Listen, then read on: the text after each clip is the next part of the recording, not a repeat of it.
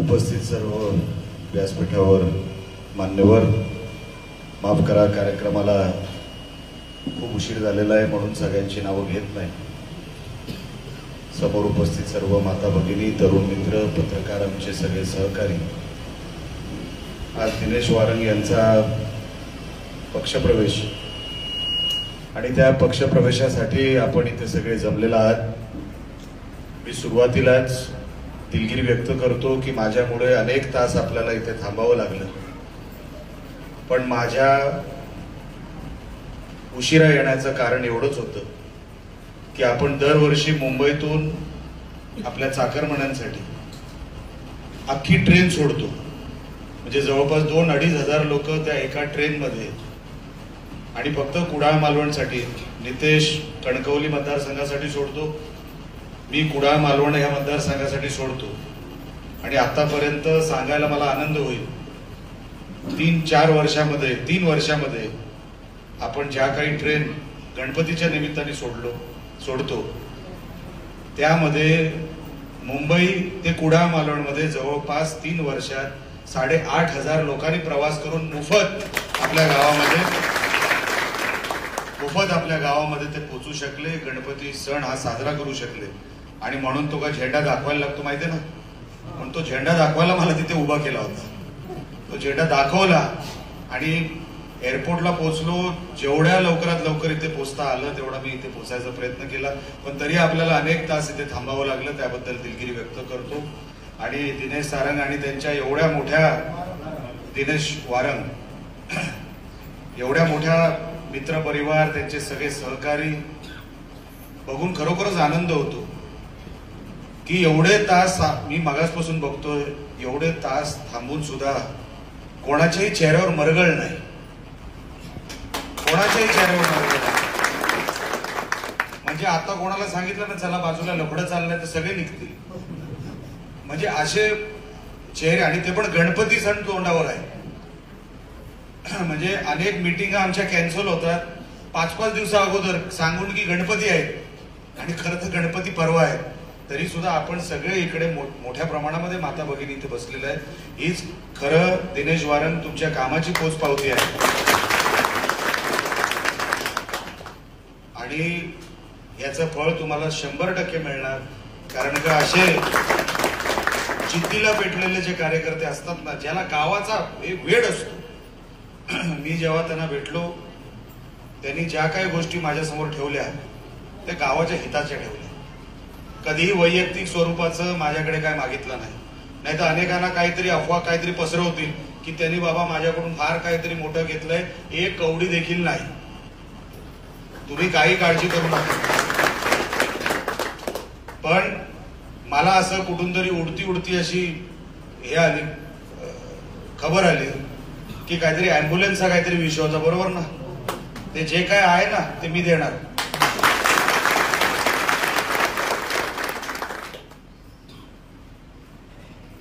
मला खरोखरच मी नशीबवान आहे की ह्या सगळ्या परिस्थितीमध्ये की आता ही 2024 ची निवडणूक होणार आहे.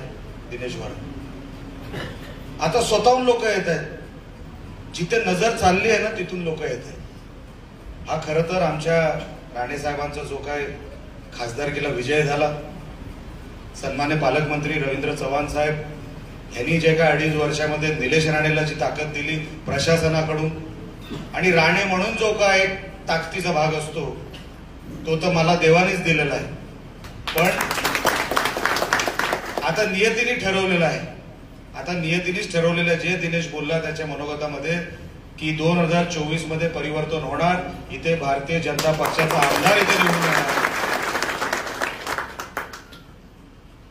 हे आता नियतीने ठरवलेलं आहे. कारण का चारही बाजूला मागच्या 10 वर्षामध्ये मी गावखेड्यामध्ये वाडीमध्ये जाण्याचा प्रयत्न केला. 10 वर्षामध्ये अनेक, मी कोणावर टीका करत नाही, मी विरोधक कोण आहे मला माहित नाही. माझी शर्यत माझ्याशी आहे की कालपेक्षा मी आज किती काम चांगलं करू शकतो, उद्या काय देऊ शकतो, ही शर्यत माझी आहे. विरोधक मी किंमत देत नाही, किंवा असं काय विरोधकांनी केलं आहे असंही मला कुठे काय दिसत नाही. आणि म्हणून मोठ्या प्रमाणामध्ये आपल्या ह्या मतदारसंघामध्ये लोक एवढी प्रवेश करतायत.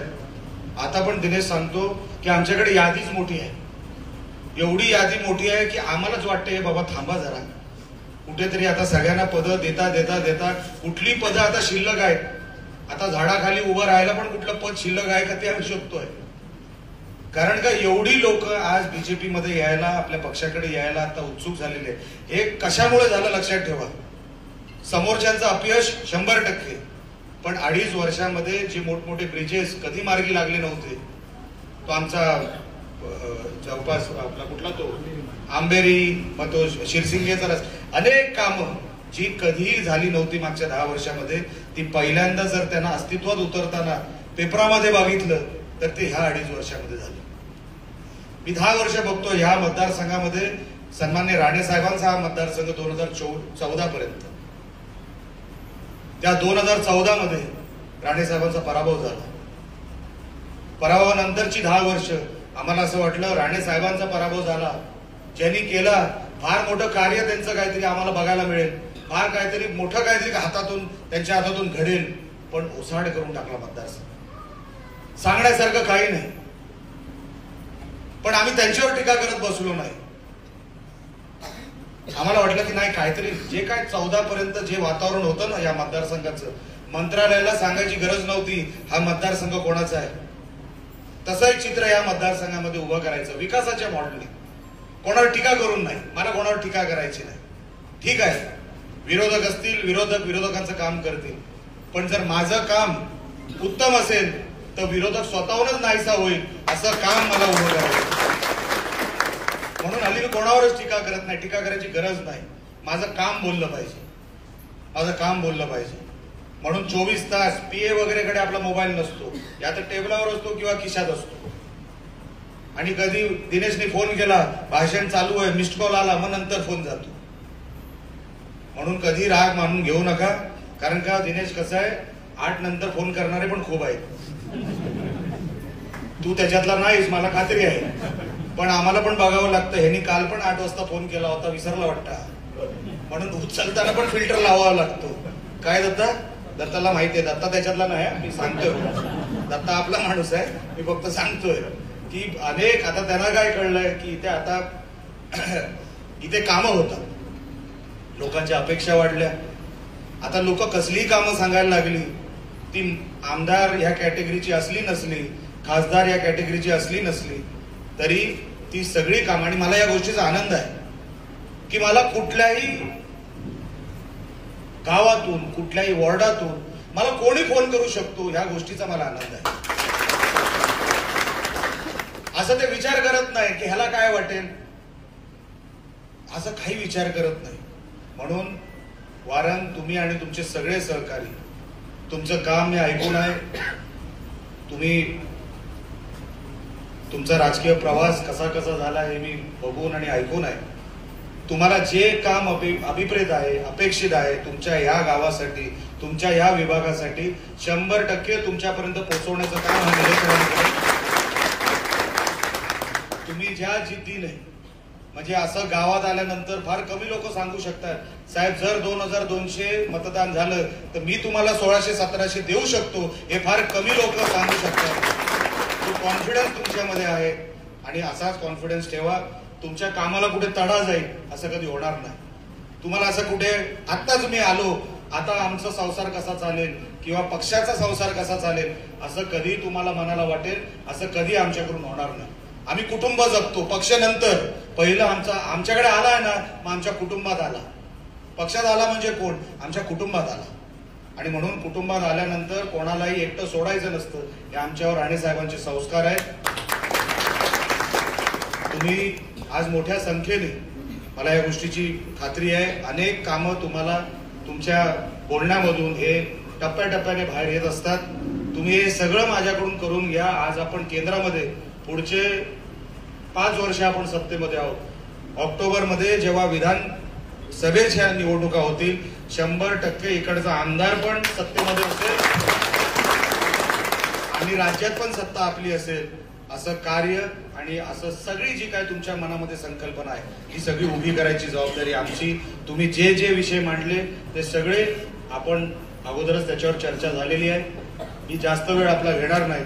अनेक तरुण सहकारी आपल्याकडे इथे मला दिसतात. हे सगळं यांना तुम्ही सगळ्यांनी सहकार्य करायचं. लक्षात ठेवा. माता भगिनी आपल्याला विनंती करतो, माणूस जेव्हा नवीन कुटुंबात जातो ना, म्हणजे नवीन पक्षात जातो, आम्हाला त्या वेदना माहिती आहे. माणूस स्वखुशीने कधी पक्ष सोडत नसतो. आम्ही शिवसेना सोडली ना, तेव्हा 10-15 दिवस झोपच लागली नाही. आम्हाला कळलंच नाही काय झालं. कारण का 39 वर्षाचा तो राणे साहेबांचा प्रवास.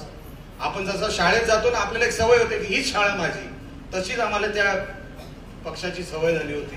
पण अचानकपणे माणूस जेव्हा पक्ष सोडतो तो डिस्टर्ब राहतो. आपला माणूस जो तुमचा कॅप्टन कोण, तर कॅप्टन डिस्टर्ब होईल असंही काय करू नका. आपल्याला निवडणुका जिंकायच्या आहेत ना, ते कोणासाठी जिंकायच्या आहेत? गावाची कामं झाली पाहिजे.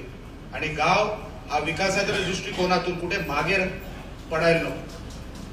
10 वर्ष आपण हे बघत आलो. आता माझी जी स्वप्न आहेत ती तुम्हाला सांगतो. एकच माझं स्वप्न सांगतो की देवाने मला सगळं दिलं. मला अनेक रिपोर्टर विचारतात, मला साईनाथ गावकर हे आमचे चांगले मित्र आहेत, तेही मला विचारतात की साहेब निवडून आल्यावर काय? मी बोललो महाराष्ट्रामध्ये 288 मतदारसंघ आहेत. माझा हा मतदारसंघ महाराष्ट्रामध्ये टॉप 5 जे मतदारसंघ आहेत, या मतदारसंघामध्ये माझ्या ह्या मतदारसंघाचं नाव लागावं, ती माझी स्पर्धा आहे. विरोधक काय करतो, विरोधक काय बोलतो, किती टीका करू दे, किती अफवा करू दे, वारंगजी तुम्ही आता तुमच्या कामातच व्यस्त राहायचं, गावाच्या विकासातच व्यस्त राहायचं. या माता भगिनींची जी स्वप्न आहेत, या तरुण मंडळीची जी स्वप्न आहेत, ती पूर्ण करायची चावी तुमच्या हातात दिली आहे, तिजोरी माझ्या हातात आहे. तुम्ही जेवढं काय करता येईल या माता भगिनींसाठी, तुमच्या गावासाठी, कारण का ही लिडरशिप करायची संधी तुम्हाला दिली. हे 2 तास हे कोण थांबत नसतात. मी अनेक गावांचा प्रवास केलेला आहे. मी अनेक प्रवेश घेतलेले आहेत. प्रवेशाची कारणं अनेक मी बघितलेली आहेत. पण हे चित्र खरोखरच हे तुम्ही उभं करू शकलात. जेवढं कौतुक करावं तेवढं तुमचं कमी आहे. थोडा उशिरा भेटलात. तुमचे काय दाढीचे केस पिकले असतील. राजकारणात असं होतं. लक्षात ठेवा. हे बघा माझी किती आहेत. आम्ही काय काय बघितलं असेल हे कधीतरी नंतर सांगेन, निवडणुकीनंतर. पण तुम्ही आलात, तुमचं मी स्वागत करतो. आपल्या सगळ्यांचं मी स्वागत करतो. आपल्या सगळ्यांचा कुटुंब म्हणून आपण आलात. परत एकदा आपल्या सगळ्यांचे आभार व्यक्त करतो. आणि तुमची सगळी कामं आणि तुमच्या सगळ्या कामाची जबाबदारी हा निलेश राणे घेतो हे सांगतो. जय हिंद, जय महाराष्ट्र.